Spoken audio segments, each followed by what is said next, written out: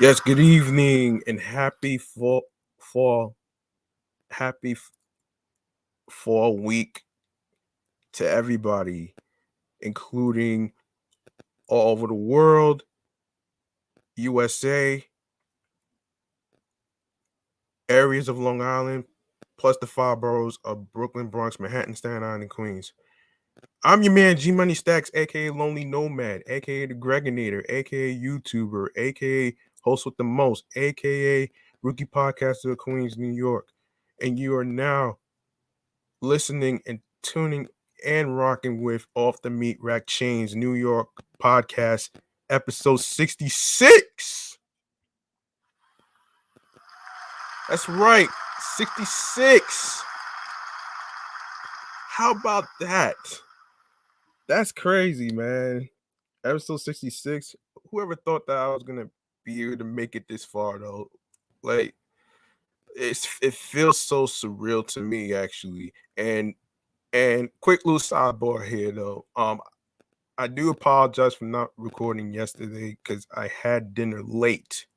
So, um, I wanted to get that out the way in case you guys were wondering. I had dinner late, so that's why I didn't record yesterday. So, so this is pretty much me making up to you guys. So don't worry.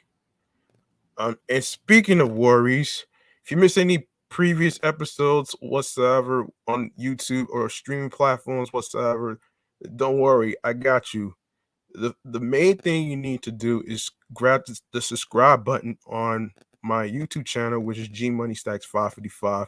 Be sure to enable alerts along with the notification bell, more video content when the show goes in the air live via live stream. Um, be sure to leave a like and a comment along with the episodes, with the topics.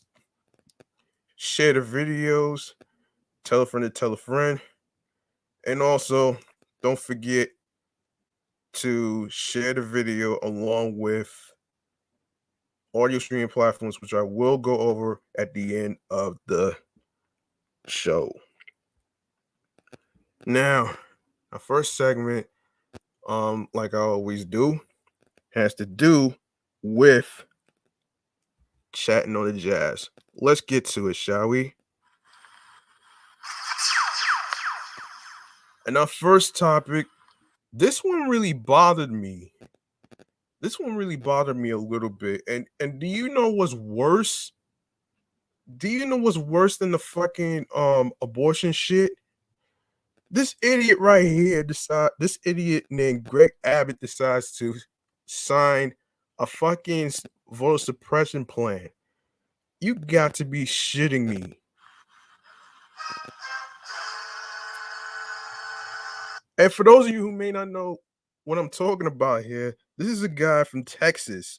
And this article I'm gonna read to you was basically recent. And it goes like this. On Tuesday, Governor Greg Abbott officially signed Senate Bill 1 in Tyler.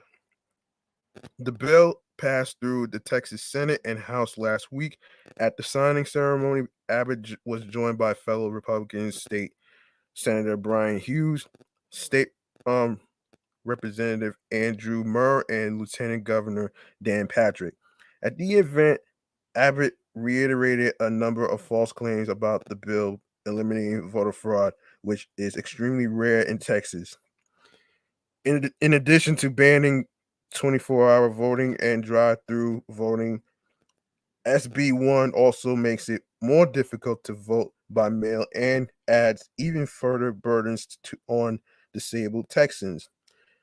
It also creates more protections for partisan poll watchers at voting locations. Even before Abbott signed the voter suppression bill, two lawsuits were filed against the legislation. Um, the Mexican American Legal Defense and Educational Fund, and the Brennan Center for Justice at NYU Law filed a challenge in San Antonio to SB1 on Friday. In a statement, um, Maldef, Vice President of Litigation Nina Perales, said that SB1 discriminates on the basis of race. End quote. In addition to making voting more difficult for all voters, SB1 is aimed directly at Latinos and Asian Americans with specific provisions that cut back on the systems to limited English proficient voters. Okay, this deserves a buzzer.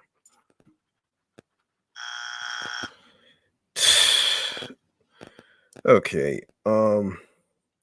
last week another lawsuit against SB1 was filed on behalf of the ACLU of Texas, the Texas Civil Rights Project, Disability Rights Texas, and more civil rights organizations, stipulating that the bill violates the Voting Rights Act, the American with Disabilities Act, and the U.S. Constitution.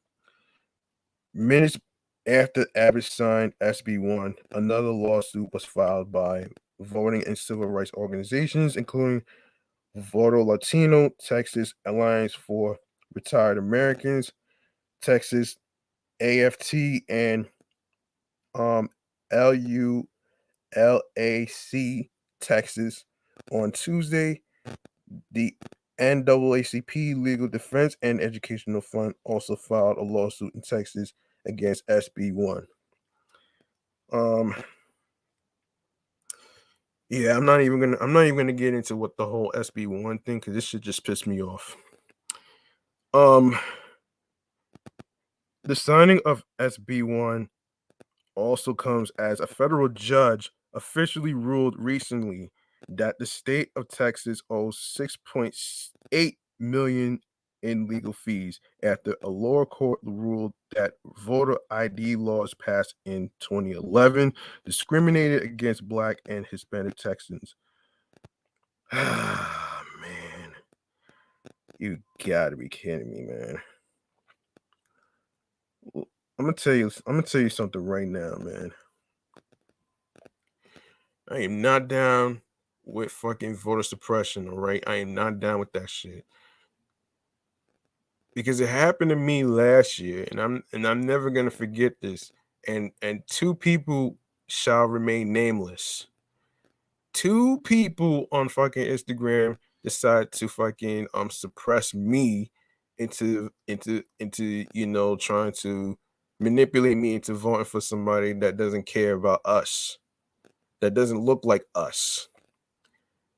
And I didn't want to vote for President 45 because he's a fucking idiot who doesn't really understand the logistics of being the president of the United States. And I'm sorry, but I'm not gonna just go ahead and vote for an evil man who is a fucking racist. Point blank. I just had it. I had it with fucking voter suppression. This has to this has to this has to this has to be flushed, man. I'm sorry.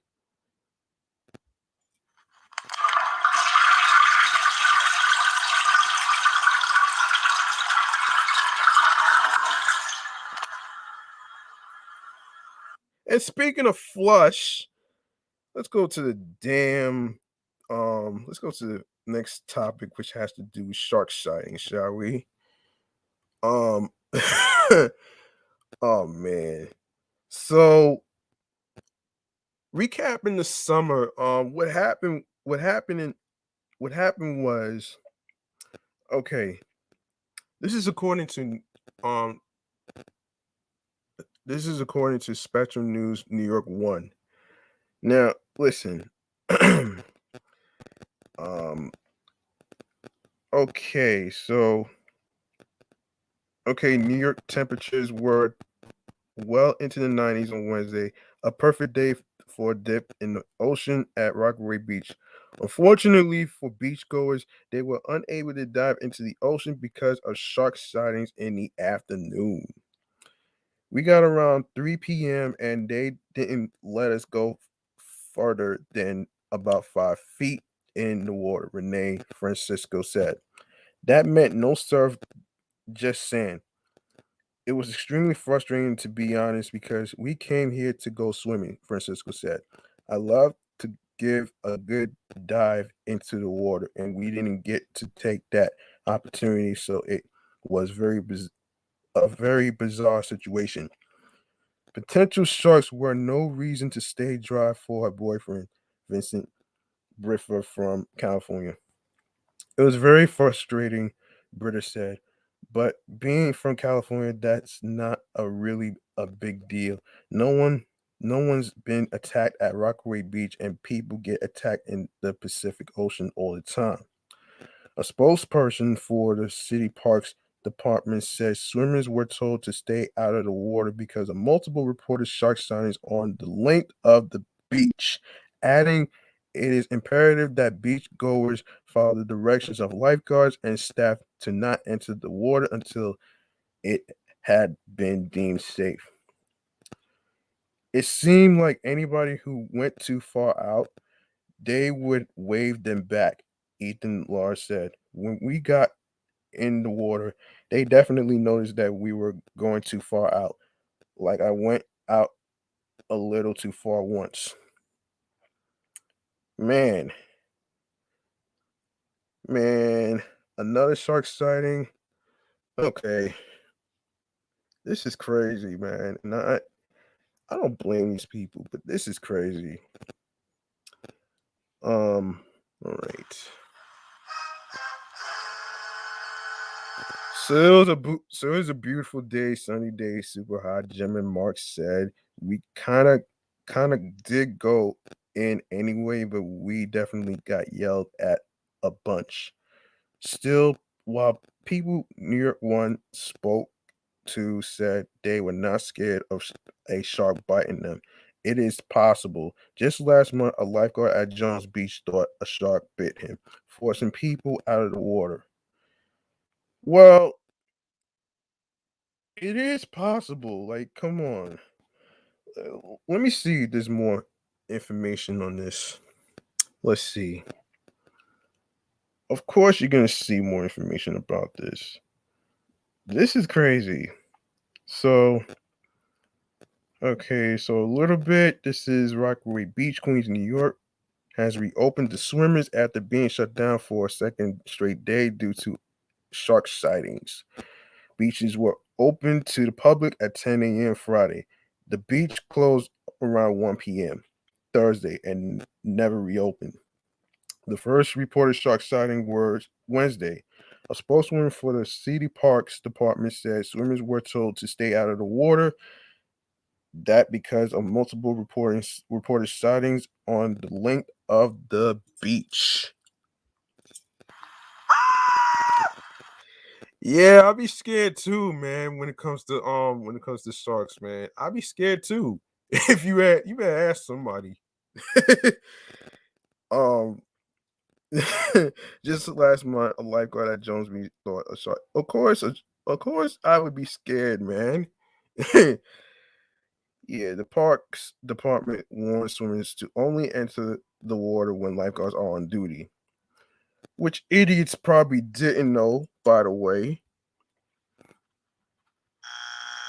And let's move on to the next one, man.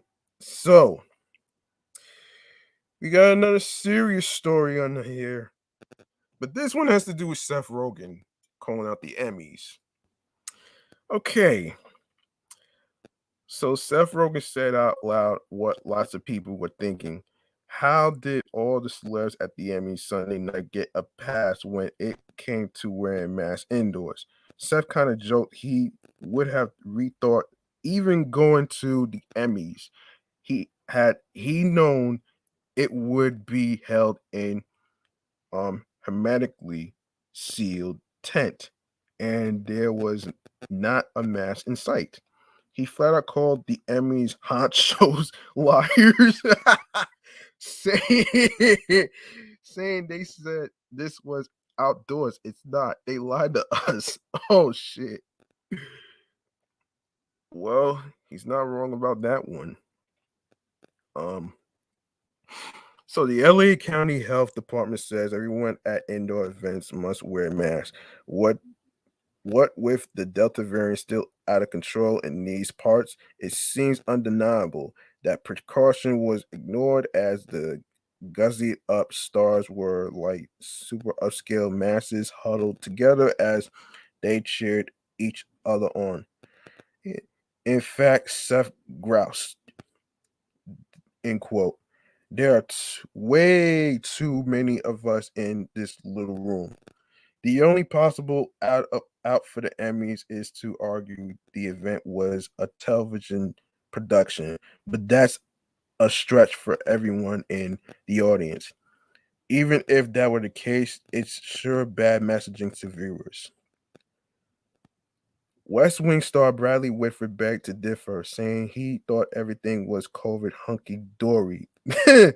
Cedric the Entertainer actually challenged Seth, saying, "It actually feels amazing in here." Unlike what Seth was talking about, he noted everyone inside was vaxxed, joking that he didn't have an adverse reaction like the dude Nicki Minaj was talking about. True enough, they were all vaxxed, but it sure seemed hypocritical to ignore the rules of the COVID road because it spoils a good look. The Emmy organizer, the Emmy organizers rather say tables in the room were 6 feet apart, and the audience was smaller than normal. Nevertheless, what about masks? Anthony Anderson told our full time there might be a loophole regarding COVID protocols if there's ventilation, but that's not what the health department says. Well, um, look, it's crazy, and I would say it does seem a little hypocritical, but then if you really think about it, though, it's like people are conflicted. Like, guys, it's been over a year since there was no entertainment and no award shows or anything like that. But this feels like, okay, we get the idea of the COVID protocols, right? But there are people that's already vaxxed up, and it seems unfair to them because of the idiots who are the unvaccinators who think that they are invincible. Well, guess what? You're not fucking invincible to a disease. Sorry. Yeah. And speaking of sorry, let me just go to the next one because I don't want to prolong this topic for too long. Hold on, guys. Um,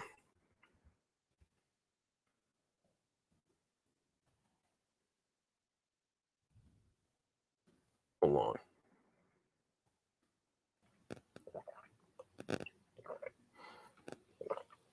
Okay.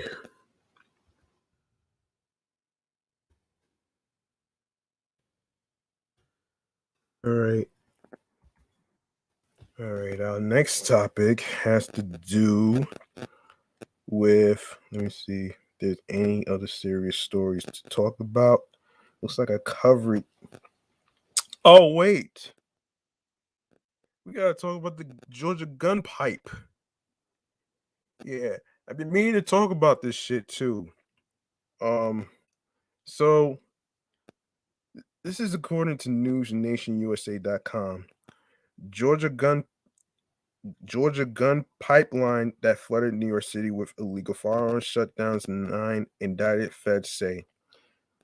Um, okay, a gun pipeline where traffickers flooded New York City with firearms purchased in Georgia has been shut down, and 9 people are facing federal charges in connection with reselling the guns, some of which appeared in music videos and were used to shoot at police officers, authorities said Wednesday.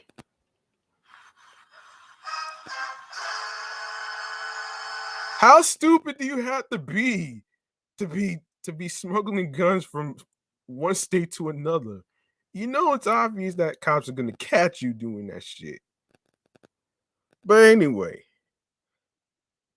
those arrested included James Thomas, Devon Wilson, um Courtney Scouse, um Ken Alexander, Argon Taj, and Jamel Thomas, the Justice Department said.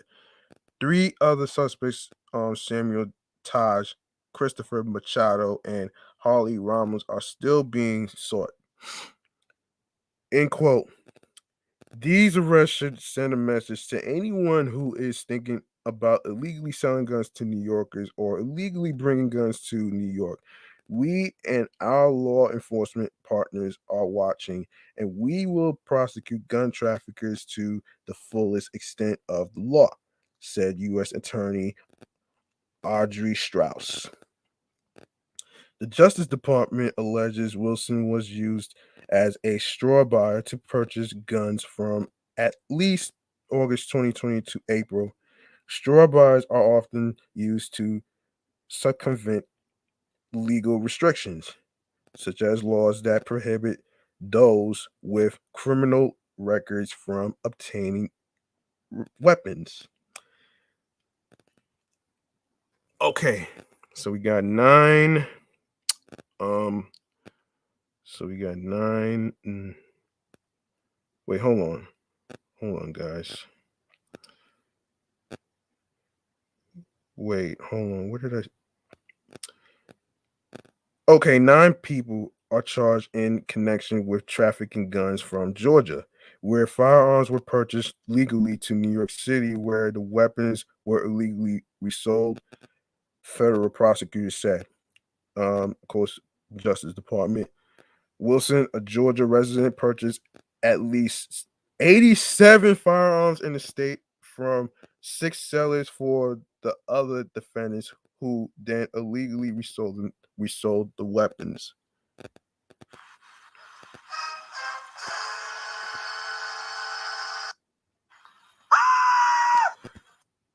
Man, after all the stories over the past few months, hearing about gun violence, it's a big problem. I have to agree, it is a big problem, and you wonder why a lot of people feel away. Look, guys, this is not about the media, all right? Whatever you see, whatever you read or whatever, look, you're not gonna look. You think sometimes, in a way, no matter what we do, there's always going to be some random idiot out of the blue who wants to cause a ruckus. And sometimes, like, we can't have that. We just can't have that. And that's my take on it. Um, okay. He would be given specific firearms to buy and would pay for the weapons with cash through mobile banking apps and wire payments, federal prosecutors said. He would then give the purchased weapons to James Thomas, um, Scouse, and others who sold the guns in Georgia and took some of them to New York City by bus, the DOJ said. John DeVito, the special agent in charge for the Bureau of Alcohol, Tobacco, Firearms, and Explosives, ATF, said the scheme flooded New York City streets with illegal firearms. In many instances, the guns were transferred to members of the Brooklyn-based Blitzkrieg gang, a group composed primarily of aspiring rappers. Rather, the Justice Department said some of these guns later appeared in music videos filmed by members of the Blitzkrieg gang. In the videos, some members of the gang displayed the weapons and stacks of cash, authorities said. In the course of the alleged trafficking scheme, some weapons shipments were intercepted. Hold on.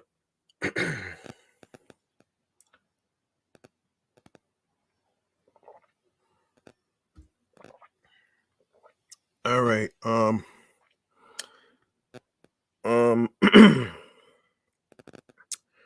In November 2020, South Carolina authorities stopped a bus and seized 5 firearms along with pistol magazines, a high capacity 40 caliber magazine, and a 9 millimeter drum magazine, all of which were alleged being transported by the suspects in a single backpack. Other firearms allegedly purchased by Wilson were seized by the New York Police Department after being used in violent crimes. One gun he bought was used in February to shoot at police officers in the Bronx. In April, one pistol was seized after it was used in another shooting. Wow.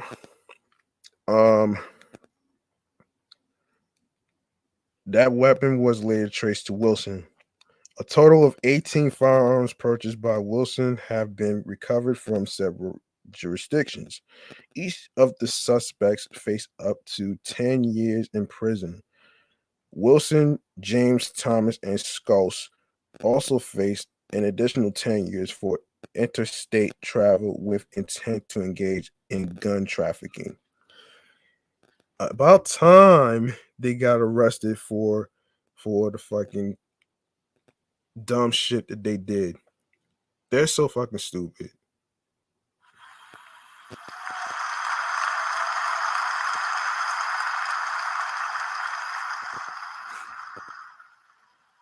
And speaking of stupid, I don't know if you heard, but we haven't heard from Frank Ocean in a minute. Now, Frank Ocean's date to be okay. So Frank Ocean was recently at a Met Gala, and when I saw this, I was like, "Is that a robot or is that a real?" I'm like, "Wait a second, let me take a look at this."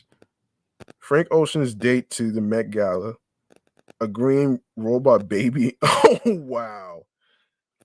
So okay, so what we have here is call Frank Ocean the chase the chasiest daddy of of the 2021 Met Gala.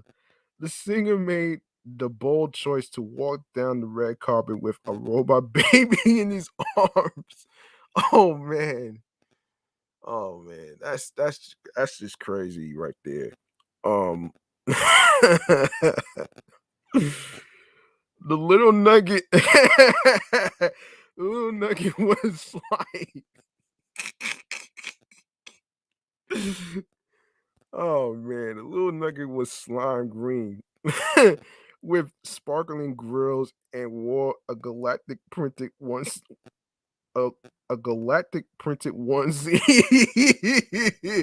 Oh shit. Aside from the bizarre but entertaining accessory, Ocean opted for a black suede three-piece suit by Prada with a white t-shirt. His more t- his more tame accessories included a hat em- em-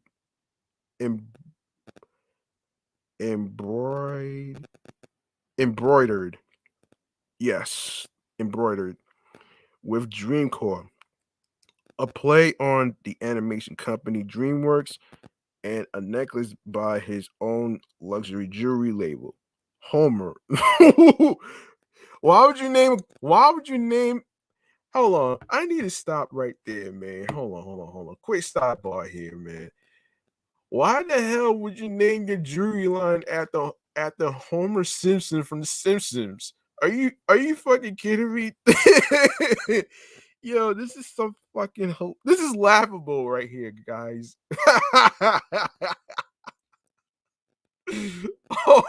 Oh man. Oh man, this is so fucking ridiculous right here. Oh man. Oh my goodness. Oh man. Why the like this is crazy to me, man. I don't know why, but this sounds a little strange. Why the hell would you name your jewelry after a character from The Simpsons, Homer Simpson? I'll fucking wait.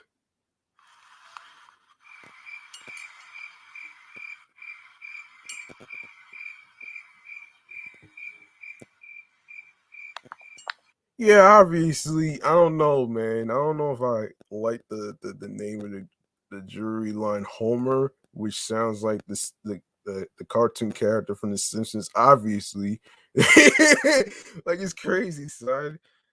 Um, and and let me continue this story here, man. So, Ocean has worn Prada in the past to the Met Gala. In 2019, he wore a sleek hoodie by the Italian label. But back to the elephant, or rather the hardwired baby in the room. While it's quite the accessory, Ocean isn't the first person to bring an outright edition. Back in 2017, James Smith toted his freshly cut dreadlocks. Okay, that's different from carrying a damn robot to the Met Gala red carpet.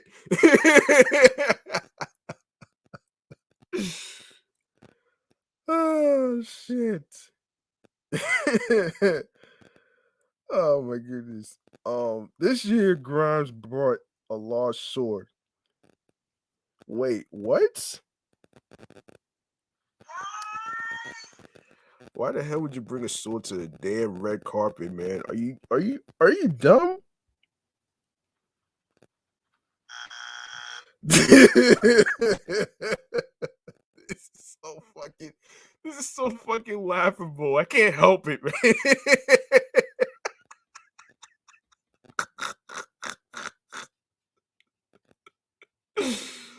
Oh my gosh. Oh my god, this is so funny, man. I can't. Oh man. Um. Anyway, though Ocean might be the first person to have an accessory that moves. The bionic, the bionic Bambino raised its little limbs, making it seem almost lifelike. And Ocean treated the little creature as if it were a real baby, cooing and cradling it. Oh, jeez.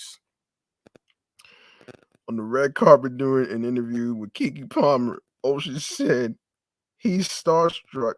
I'm starstruck. Well, so are we." Okay. Um, okay, this is crazy. Um, now, of course, I don't usually do Met Gala. See. I never watched a Met Gala before, but let me just let me just say this though, man. Like, if you're gonna go to a fucking event, why that like you the robot thing, it did look like a little baby though. I can't front though. But this is not the first like I read in the article, this is not the first time Frank Ocean has done this. Actually, it's my first time seeing this guy with that. Oh man. Oh my goodness. Hold on.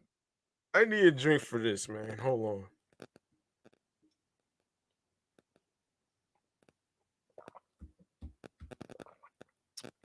All right, hold on.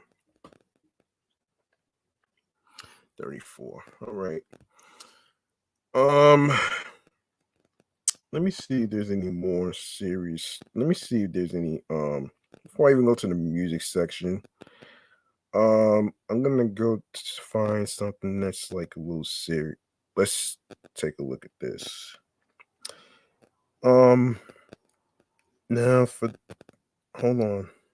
I need to take a look at something real quick. Just a second, guys. Um, hey Winslet. Um, wait, what? Hold on. Hold on. Oh my god, what? Wait, wait a minute. Before I even go to the music portion of the music topics of the show, I need to really get to this right here though. So this is from the TMZ article, and this is from the Bronx Zoo. Gorillas go downtown in oral sex peep show. Wow.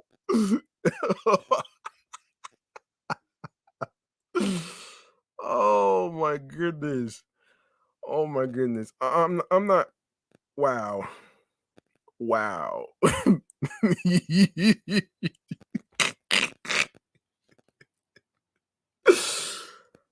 Oh my goodness. Okay, I'm gonna cut to the chase. Okay, this is an article from TMZ I'm reading, and when Simon and Garfunkel is saying that it's all happening at the zoo, they weren't kidding because two gorillas got busy in front of a throng of onlookers. You gotta watch this video, maybe the most hilarious this year. It it and the primates went down Wednesday at the Bronx Zoo. Oh wow. It started innocent enough. One of the gorillas was perched on a rock when he caught the eye of a fellow ape. Seemed like there are apes with benefits. Wait. Am I reading this right? The shit just says in the phrase, um, apes with benefits. Okay, probably the opposite of friends with benefits, though. You know what I'm saying?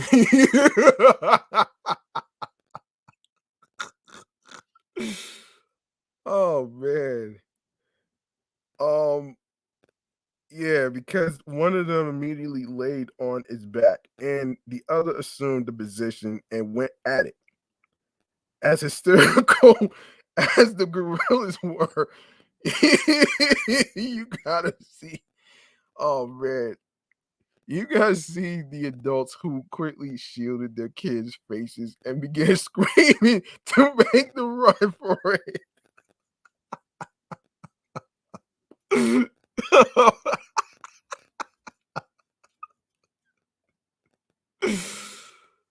Oh my goodness.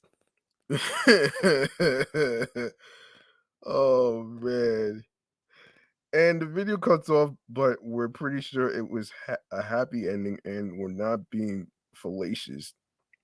What famous people with primates? Wait a minute. Wait a minute. Wait a minute, man. Famous people with primates? Man, let me tell you something. Wait, Molly Mall? So there's a whole list of people. Okay. Molly Mall, Justin Bieber, um, Jay Leno. Jay Leno, who has a new show called You Bet Your Life. I didn't even know he had an animal as a okay. And then there's Zach Efron with yo. I'd be scared too. Shit. I'd be scared out of my mind. Jesse James. There's Paris Hilton. Oh man. Holly Madison. Oh boy. Kristen Chenoweth. Oh man. Justin Kirk. Oh wow. Angela Lansbury. Oh my god. Busy Phillips. Oh my goodness. And Jay Leno again. So these are 12 famous people who were primates. Okay.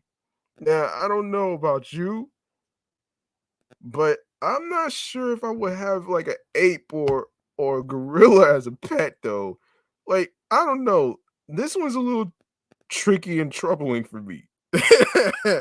You know what I'm saying? This is more tricky and troubling for me. So all right. All right. Let all right, um let's get to this though, man. Okay. So I had to come up with this article in regards to 50 rappers of 2021. Now, we're not talking about rappers in the past. We're talking about now. Now, hold on a minute here. We're going to okay, wait a second. We're going to yeah, we'll stream rack. Wait. Let's see. Best rap songs, best rap albums. Okay, let's go over the rap albums, shall we? All right.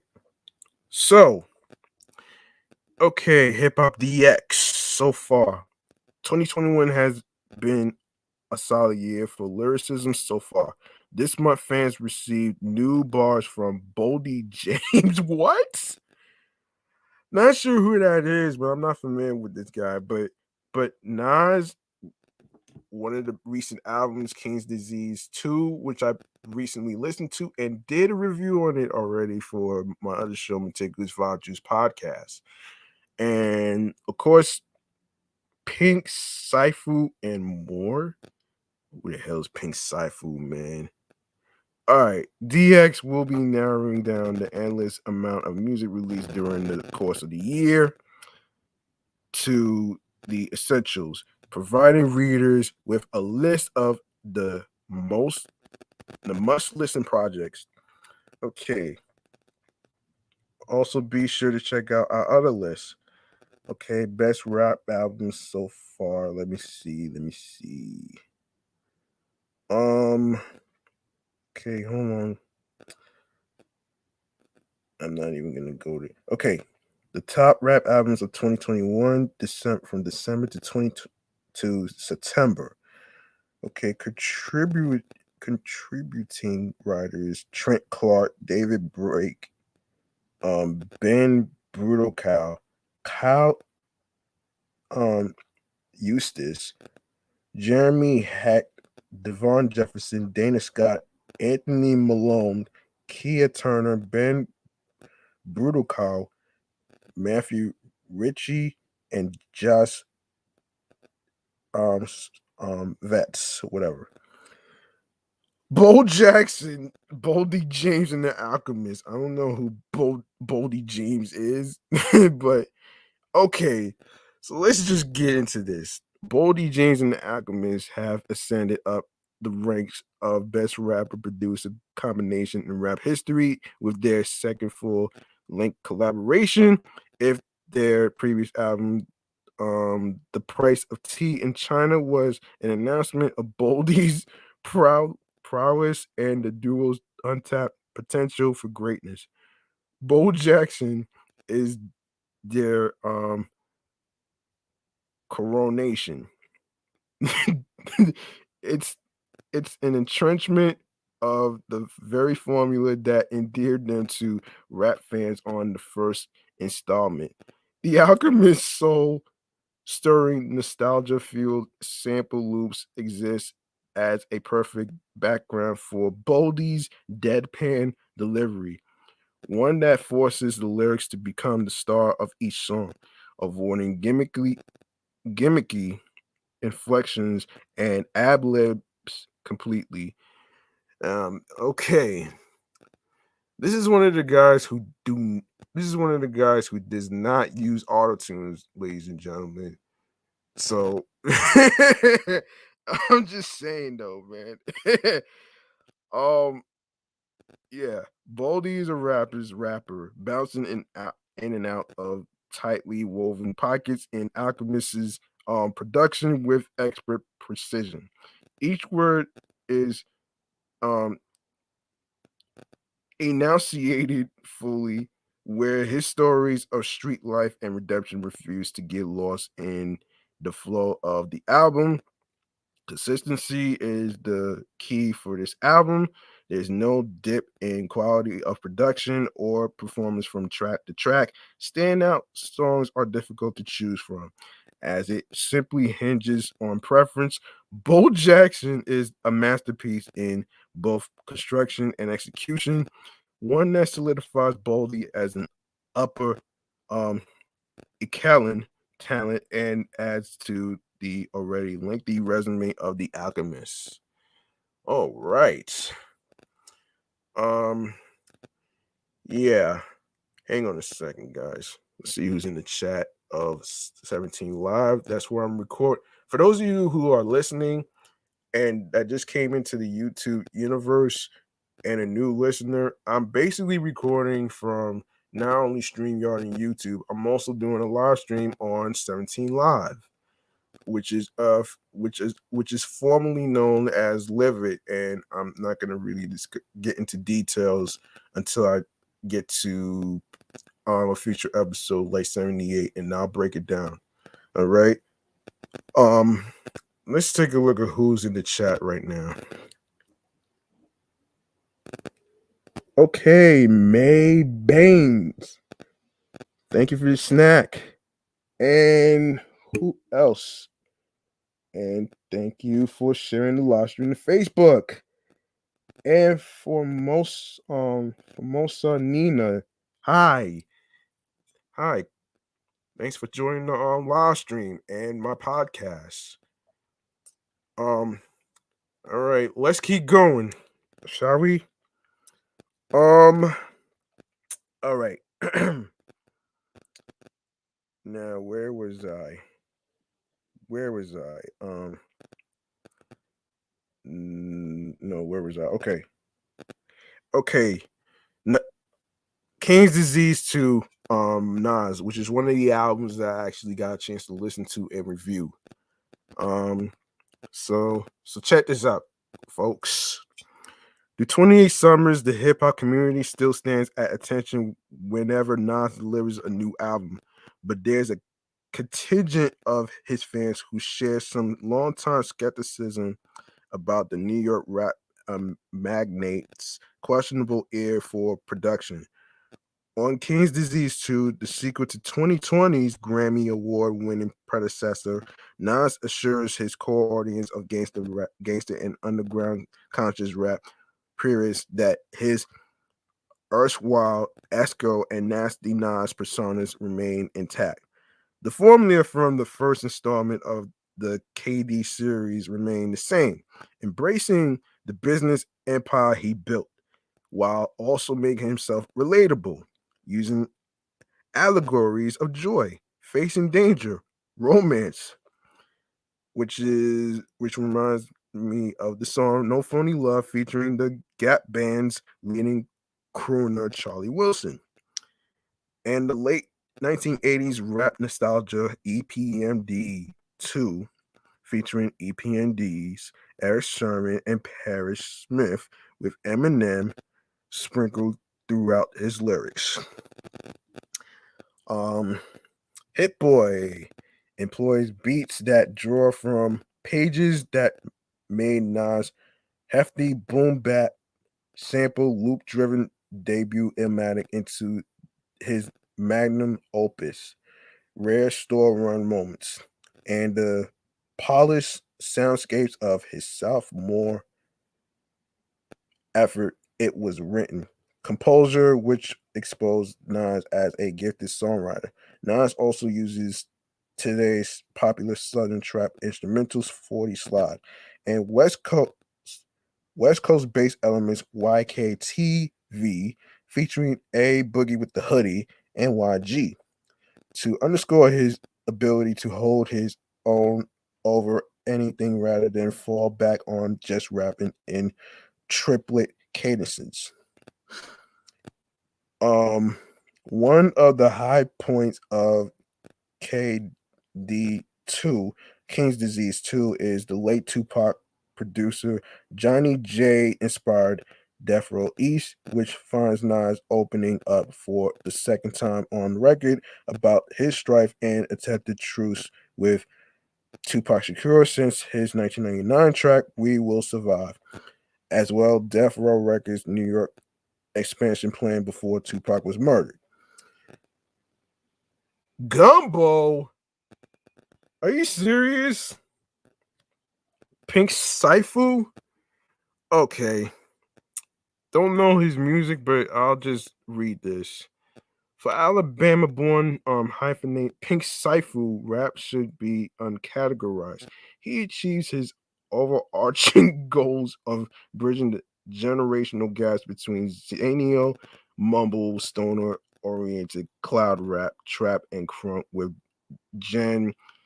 um Genzer semi-punk diversions, neo soul, and multi-cadence lyricism in the oral sanctuary of his boundary challenging album Gumbo. The rapper, producer, dancer, and multi instrumentalist has reached an artistic peak of his third LP. I don't even know they still make LPs like that though, but I digress. Spicing up the 18 tracks to embody its popular Southern food namesake.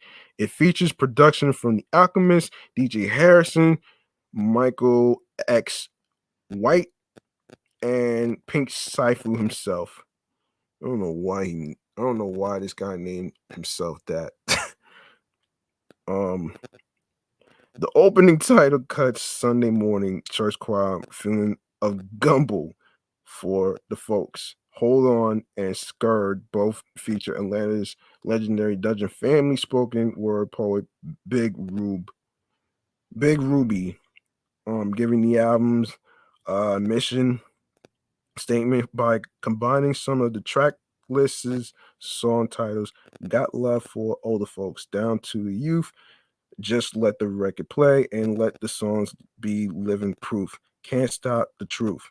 The latter track has Georgia and Muldrow's sultry serenation, plus Call the Bro, Tap In, and and of course, Fuck You Mean Hold Me Down.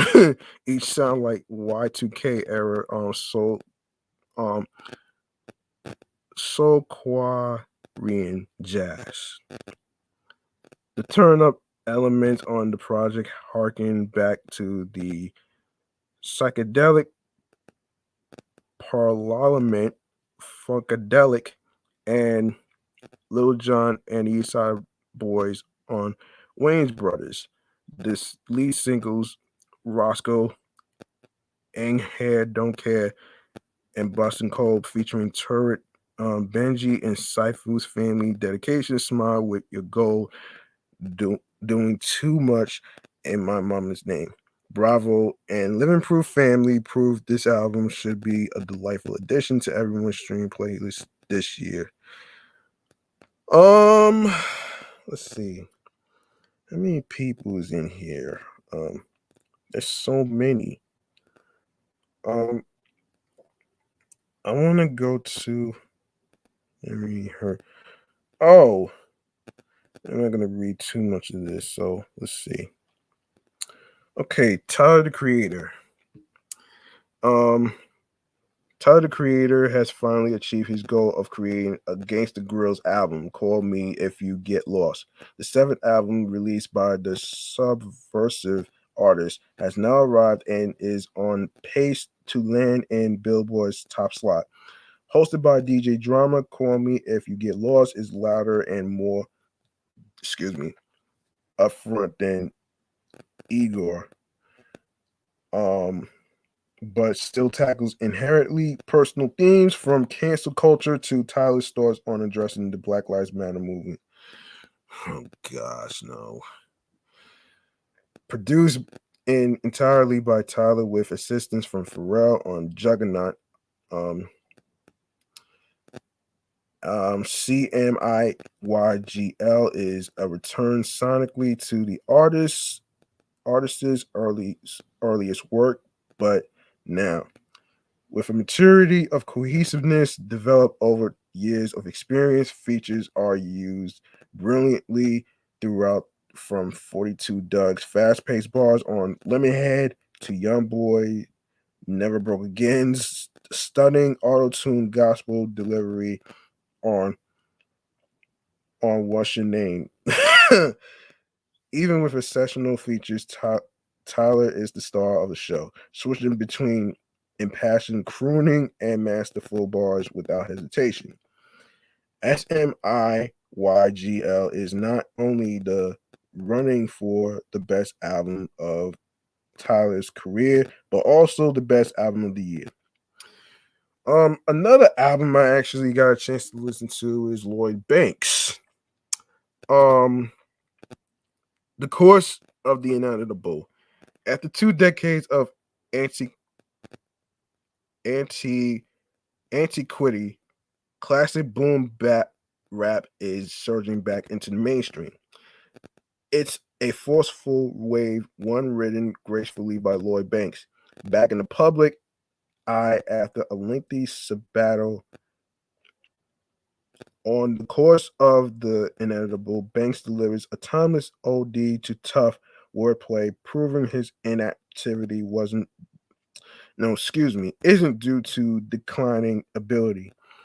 He's rapping like he never stopped, with a truly merciless growl only sharpened by the ears, dealing with common topics like money, resilience, tough come ups, and how whack everyone is. The beats are tough. Banks has punchlines for days, and he picks excellent features from some of the fiercest rappers in the game right now. The album pays homage to the best of the gritty 2000s rap genre while incorporating new sounds, invigorating Banks' iconic style. Um, I don't know who Larry June is. Sky Zoo. Of course, another album that I listened to was J. Cole, and I did a review on it not too long ago. So the Off Season by J. Cole, the number one album, the Off Season, for the first time since his Born Sinner album in 2013.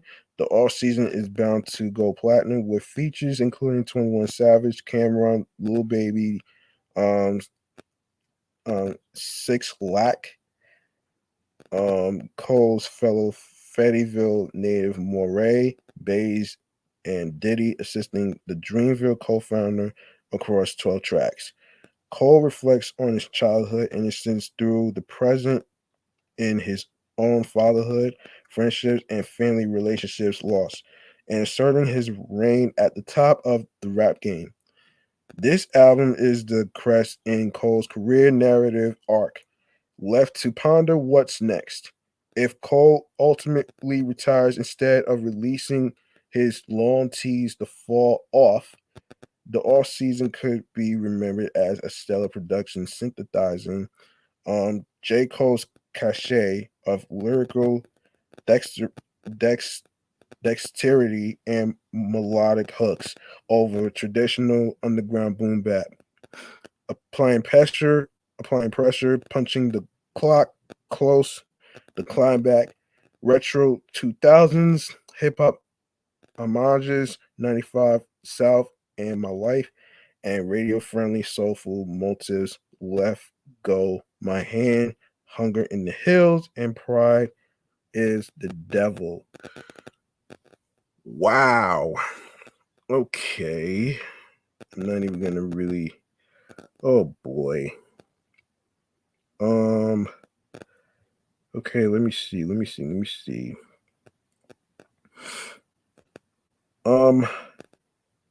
I'm not gonna go over the All right, let's go to all right, let's go to Moneybag Yo, man, for a sec. Okay, Memphis Moneybag Yo has been on a mission to secure the top spot on the Billboard 200 chart, Federal X and Two Heartless, two of Moneybag Yo's first official albums. Gave the artist a taste of the charts, but it was like time served. Yo's album from last year that netted him a project in the top three. Now with Against This Pain, Moneybag Yo has succeeded in securing the top album in the country. Hold on, guys.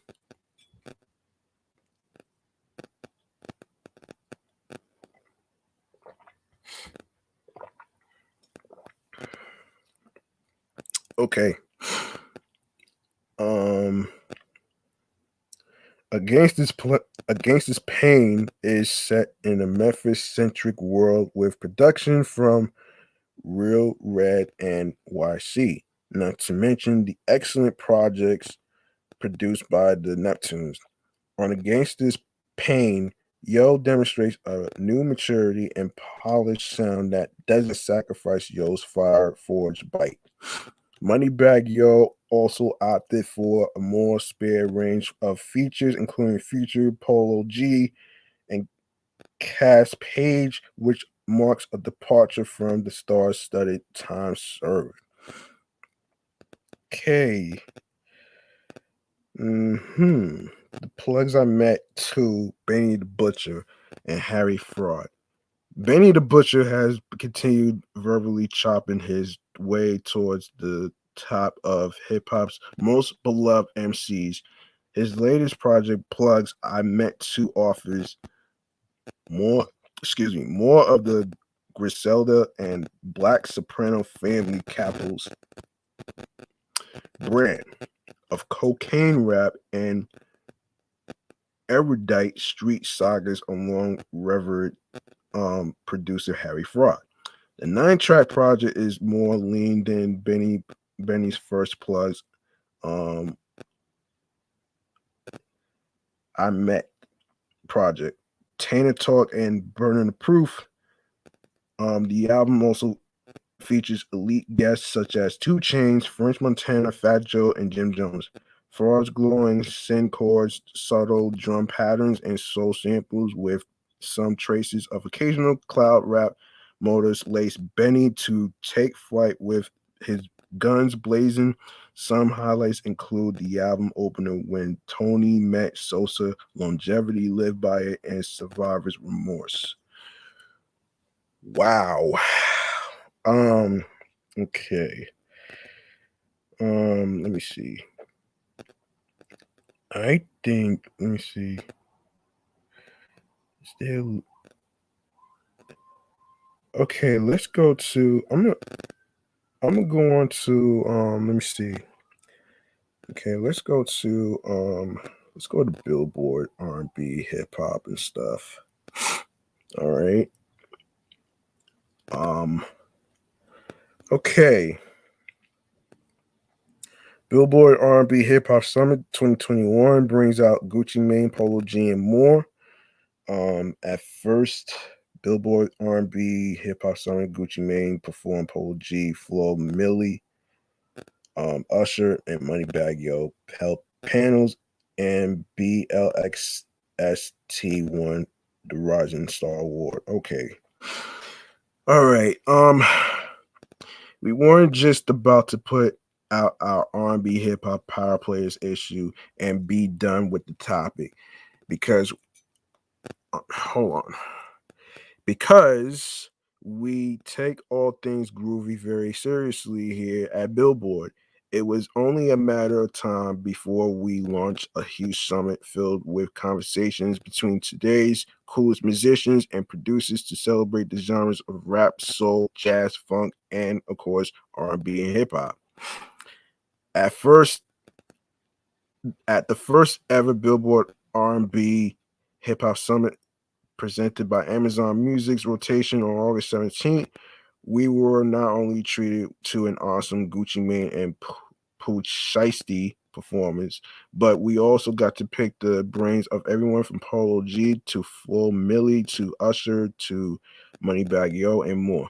Oh, and a self-deserving budding artist took home the very first R&B hip hop Rising Star Award.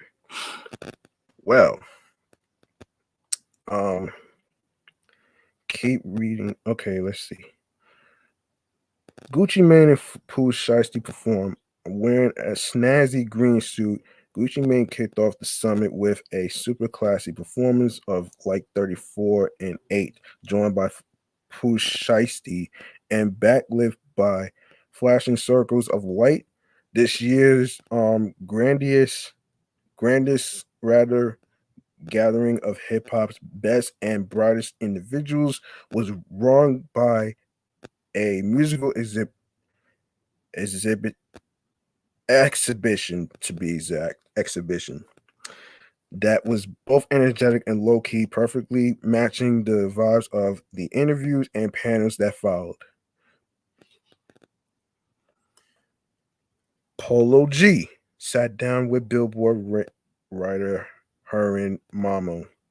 Polo G in for a one-on-one with hip-hop writer Haran Mamo, discussing everything from what it takes to be a GOAT, resilience, bravery, uniqueness, and greatness, according to the Chicago rapper, and working with Nicki Minaj on their song For the Love of New York. It was just like a big testament on how far I came in my career, he said, of the collaboration. Okay. After a short discussion on the importance of drill music, Polo G touched on the release of consequential success of his chart hit Rap Star, then shared that he's working on the deluxe version of his Billboard 200 topping album Hall of Fame. When asked if he be adding more collaboration for the extended album, I've never even been a type of artist to be collab heavy, but he also allowed this time around for my deluxe. I'll probably have an artist or two. To be okay, to finish out the candid interview, he and Mama bonded over their Jordan year, aka turning 23 years old. Polo G's will begin next year, and he said his goals are to work on his artistry and make a lot of money. Female rapper is weighed in for rappers playbook. This summit wouldn't be right without acknowledging the super exciting, ever growing market of female artists in rap. Okay. Um, we have Haran Mamo led a conversation with four of the genre's leading ladies: Flo Millie, Cash Doll, Ruby Rose, and Snow the Product, on how they got their start working in a male dominated sphere, the importance of women supporting women, colorism, and more. Three top music managers taught Management 101.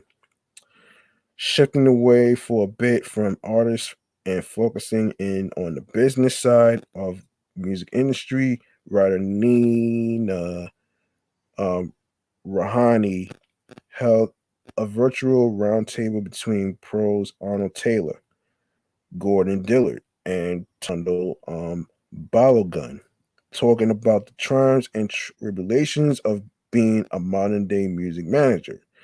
The men in the room are managing names like Doja Cat and Summer Walker. Um, okay. What does that entail? Patience. According to Taylor, sometimes you get a crazy artist as a new artist, but when they become superstars, you have to understand life. It ain't even about music at that point. I've got to teach you the walks of life. Now, just how to put great music out, Dillard agreed, saying a big part of the job is raising humans by keeping artists rounded. Juggling all the hats of being an artist manager is incredibly difficult. So Rahani asked how the guys keep from being overwhelmed. It's about setting boundaries, man. Said Gun. I'll go to therapy. I'll book a vacation. Of course, managers' vacations ain't regular vacations. You are still on call. Okay. Okay. So BLXST1 Big. Presented by Amazon Music's rotation Billboard's first ever R&B Hip Hop Rising Star Award give has given to BLXST as an artist totally unique for his sound and chart success. Billboard recognized him as a musician capable of growing into a global icon. And this week on Thursday, August 26th at 5 p.m. ET,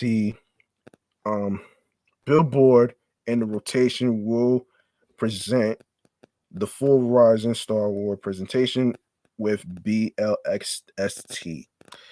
Streaming live on Amazon Music's Twitch channel, the event will feature an interview and performance by BLXST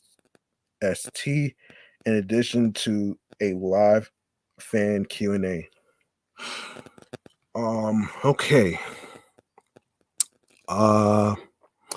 So the artist whose album 2 dropped last month took a minute to thank his family, label, and musical influences throughout the years. OGs in the game I grew up listening to, the Pharrells, the Kanye Wests, the Ryan Leslie, the beats and the lyrics y'all created just shared that motivation for me, he said. It just convinced me to take that leap of faith just to follow my dreams. Now, Usher, Jermaine Dupri, and Brian Michael Cox broke down the making of 8701. 20 years ago, Usher's 8701 was released, bringing with it 3 smash hit singles and going platinum 4 times. Billboard's executive director and R&B hip-hop Gail Mitchell talked with the legendary R&B musician, cover star of the latest magazine issue, and his producers Jermaine Dupri and Brian Michael Cox about everything that went into making the album that changed their careers. The three reminisce on how they met and the beginnings of the creation process, which involved figuring out how to infuse Atlanta's sound into the record. As they were writing, they were incorporating events happening in real time in Usher's life in the lyrics, which is why the album turned out to be so soulful. When the three really got going, the music was becoming so good that Usher literally couldn't keep his clothes on. When he came back to the studio and he heard the song, it hit him so well that he got neck kid when he recorded the vocals to pre-record. The new guard of R&B chatted about the genre's next wave. Naima Cochrane led a conversation between the new guard of R&B artists Victoria Monet, Tone Stiff, and Joyce Rice.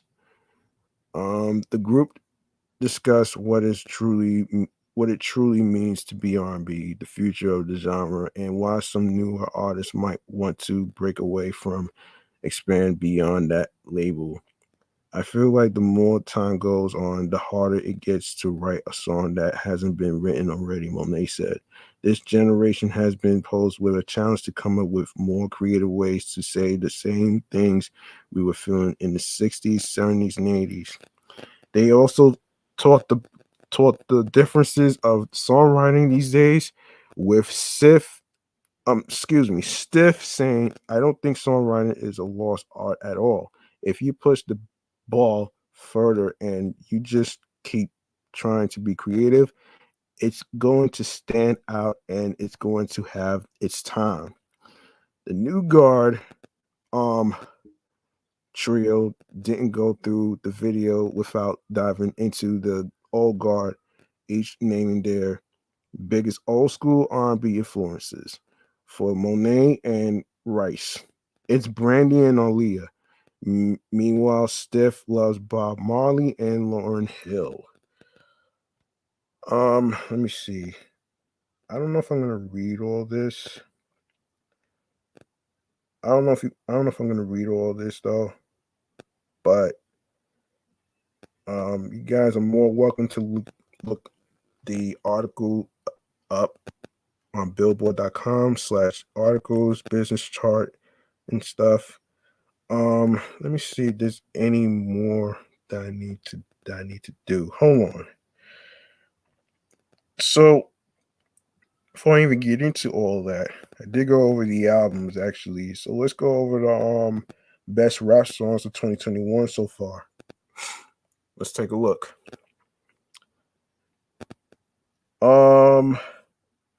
So 2021 is off to a good start lyrically with some of the game's heavy hitters dropping new bars. In May, fans received new verses from Baby Keem and Kendrick Lamar, Nas, Tierra Whack, and more.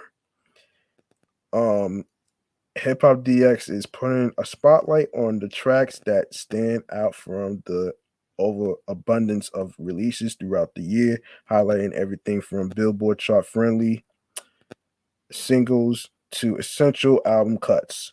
Check back at the beginning of every month for updates and check out our other list below and follow our playlist, which includes all of the songs mentioned in this article.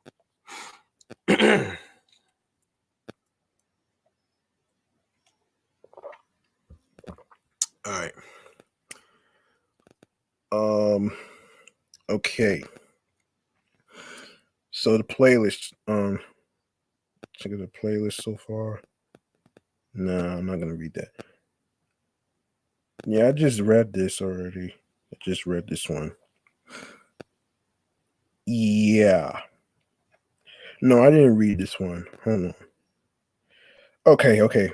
Um okay, top rap songs of 2021 December to September, contributing writers Trent Clark.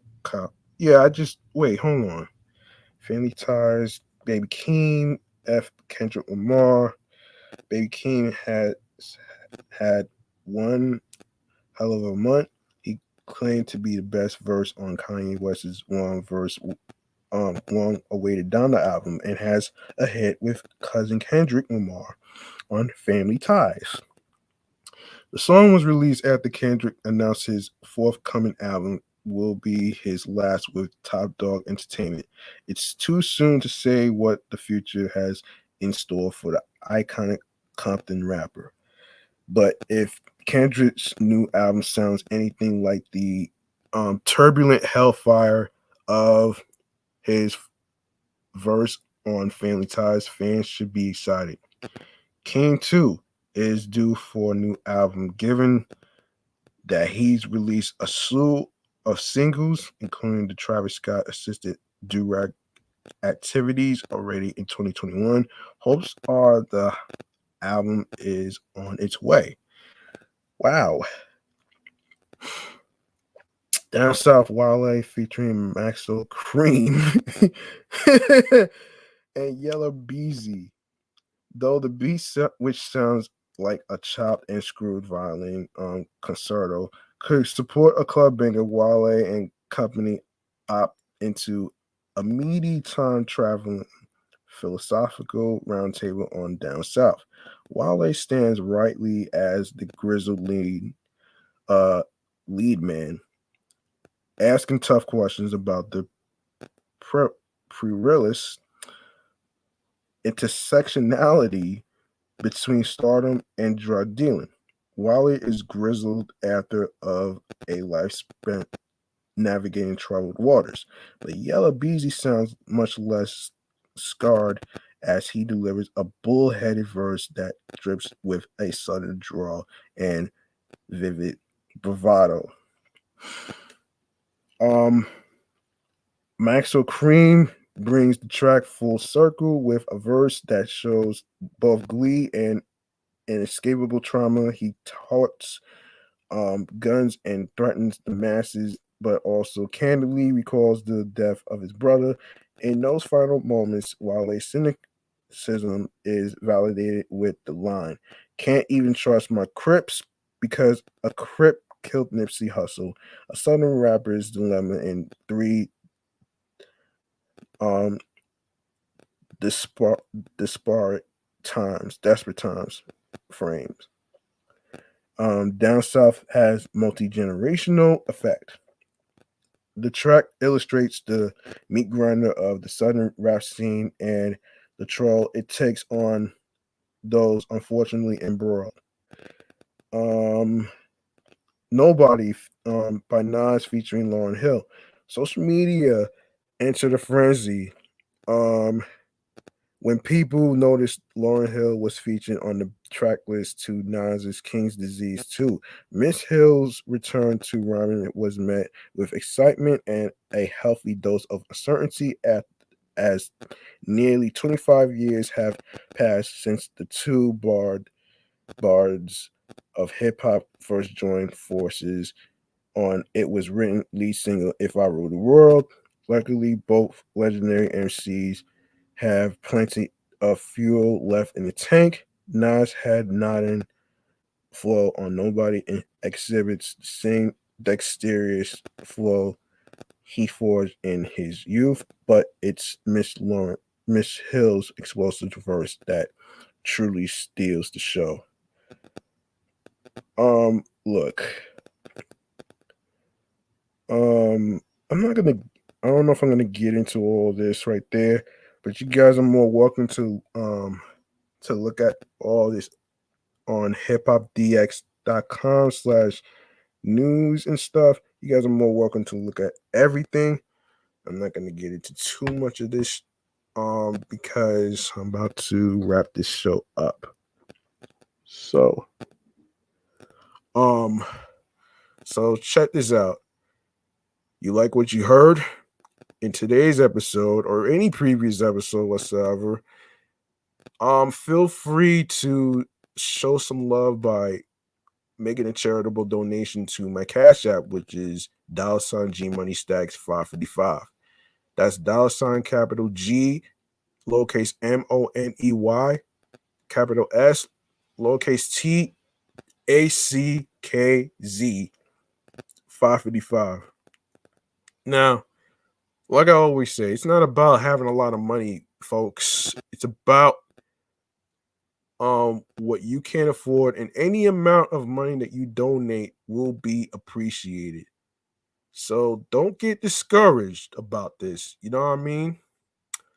Um Also, listen, um before I even get to the stream platforms and the go, I would like to actually, mention I want to mention something actually, man. And I've been meaning to say this for a long time, actually. 25 years? Are you fucking kidding me?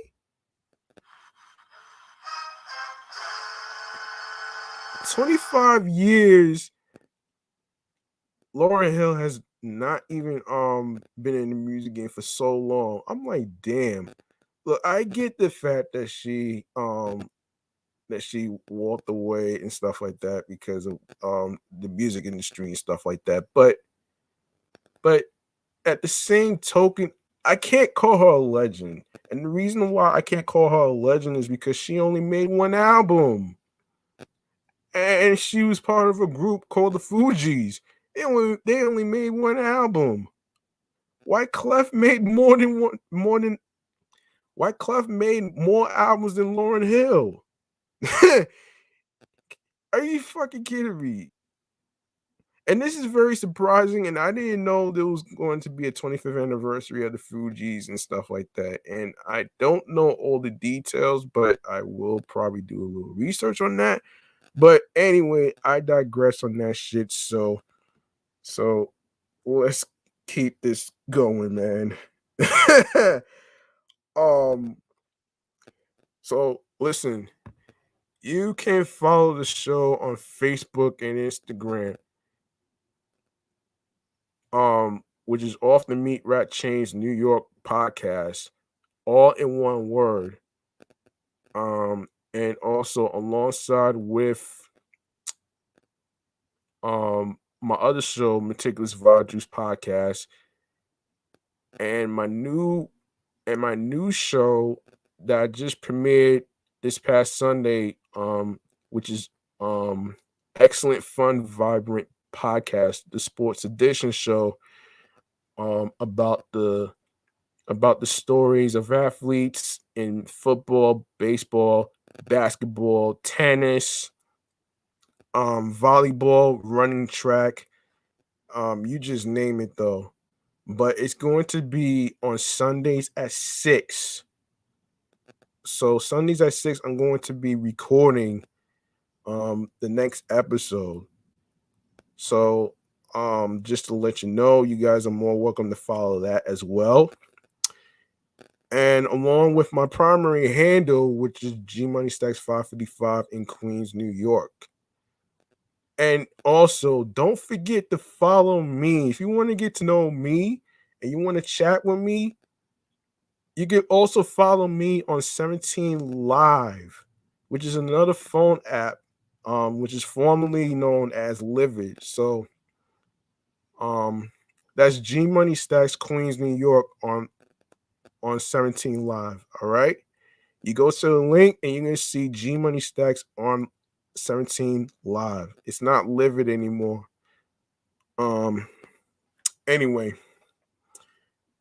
Anyway, let me go to the stream platforms on the go, and then I'll go to your comments on the live stream right here. So here we go. You can listen to the episodes on Podorama, Anchor, Audacity, Spotify, Audio Burst, Deezer. Sorry about that.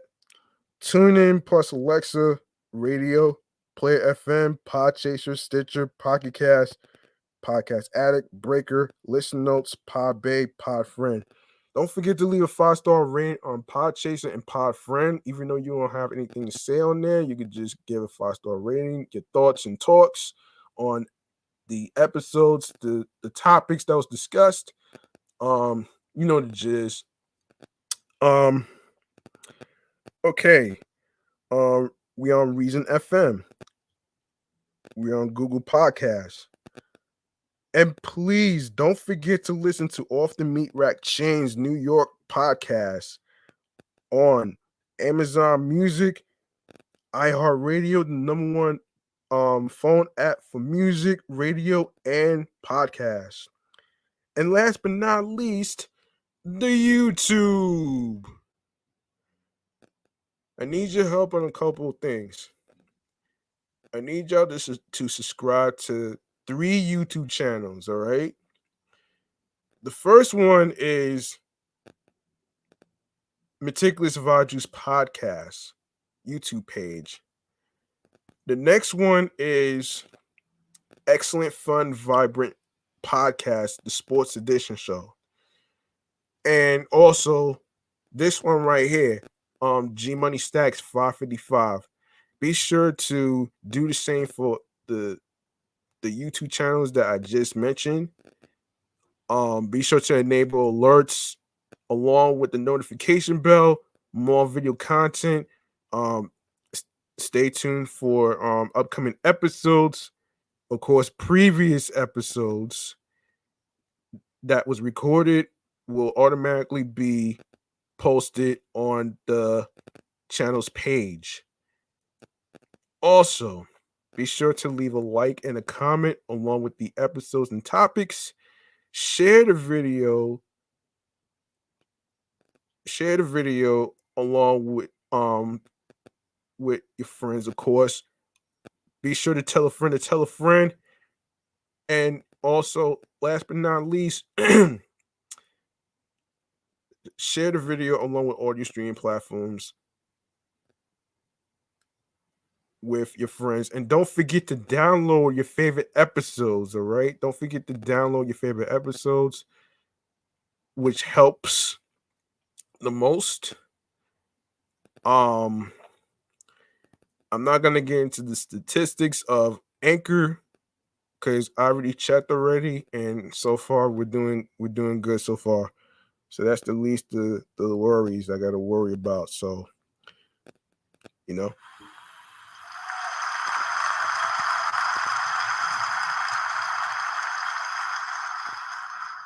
So that's your streaming platforms on the go. All right. Um Now before I even get to anything else, I will take a look at your comments on the live stream of 17 Live. Just a second. Um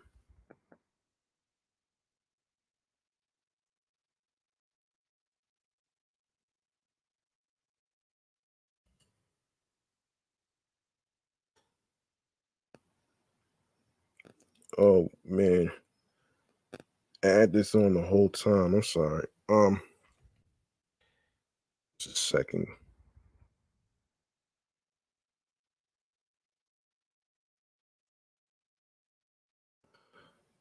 All right. Let me get to your comments right here. Let's see who's in here. Oh, the Millie Mac show. What's going on? What's going on, Millie Mac show? Thank you for the snack. Appreciate you. And whoever you are in Japanese, thank you for the snack as well. 99. Thank you for the snack. Um, of course, of course, thank you to everybody, including everyone that tapped into the 17 live stream. And of course, thank you, listeners and the watchers on YouTube. I really appreciate you guys. This really means a lot to me. Um, and also be sure to reach out to your friends, your loved ones, your wives, your husbands, your boyfriends, your girlfriends, to see how they're doing. Because that person might be fine on the outside, but that person might not be, because that person might be going through something on the inside, which is something probably traumatic or anything whatsoever. And there is no good time to reach out to somebody. You just go with your instincts, your gut, and your soul and your heart. All right, that counts for something. And also, when it comes to having success, you don't brag about. You don't really have to do all that. You just let it speak for itself by eating those haters up, including the online flizzies on the internet, which means internet thugs, folks. So what you're gonna do when you reach a level of success, you picture these haters as food. You eat them up like this, Homer Simpson style.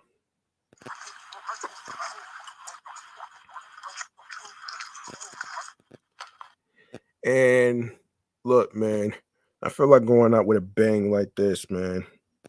This has been a great episode 66. I didn't want to make it too long, so let's go out with a bang. Let's go out with a bang like this, man.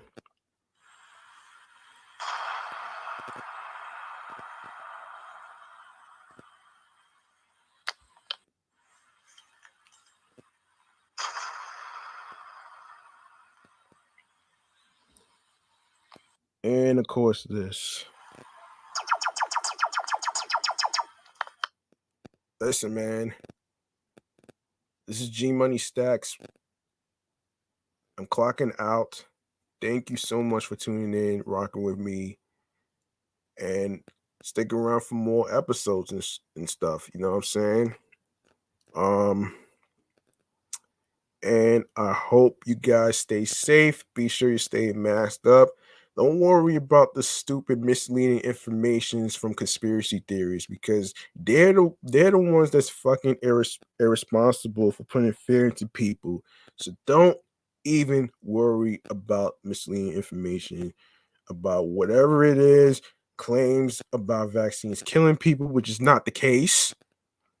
Um, you do your own research, okay?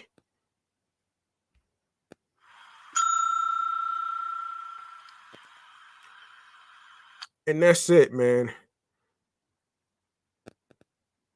Clocking out. Hope you guys have a good night. Peace and one love.